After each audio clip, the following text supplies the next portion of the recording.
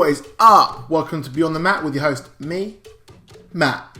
So I went to NXT a couple of days ago, and to be honest, it is one of the best wrestling shows I have ever been to, including WrestleMania 30. Talking about WrestleMania 30, the crowd were absolutely insane, and louder than that WrestleMania, which really says a lot considering that WrestleMania is the flagship, biggest show, the Super Bowl of wrestling. There was chants from end to end, which really says a lot about sticking to a compact 2-hour show, because the crowds at Raw, from what I've seen, have been not as loud as they can be. Enzo and Cass didn't win the titles for some reason, which really is the only downside of the show, which says a lot about the quality of Takeover London. I'm sure those guys will have their chance at some point. It'll probably be on the weekly NXT show at Full Sail, considering the titles before that changed hands on the weekly show. The main event really was something to behold. It was amazing. However, we had little vignettes of a Jack the Ripper coming along and slicing our throats. I guess that's what they were trying to do.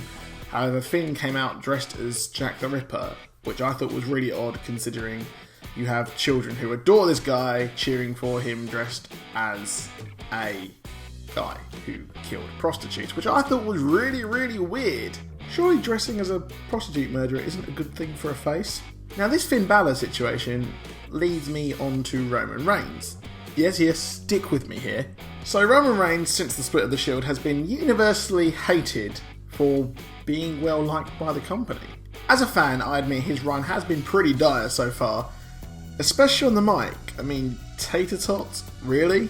Now he has been given a Stone Cold Steve Austin persona of really angry at the corporation, authority, and not letting anyone get in his way, and if they do, they get speared. This is the exact process that should have happened from the start, and maybe limit that mic time for him.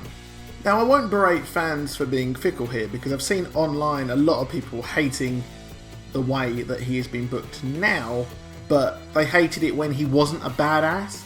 I mean, how does that work? Because if you hate him for being boring, he's turned into a badass, you're just being picky here. You're just, for some reason, not liking the guy because he's been shoved down our throats. And they're trying to fix that, but fans are fickle and they like what they like. I think this is the start of something really, really, really great here. And if they book him, destroying everyone on the way, just absolutely laying to waste how I said that Baron Corbin should be booked, who can the authority call on? Well, Brock Lesnar, of course. At the build-up to WrestleMania, they will out the only guy who's not been destroyed. Yep, out comes Brock. Do these little jig he does in his sweatpants. And then he comes out, and that's booked for WrestleMania. And that, my friends, is money. But that's been me. Thank you for watching. Hit that like and subscribe, and I'll see you soon.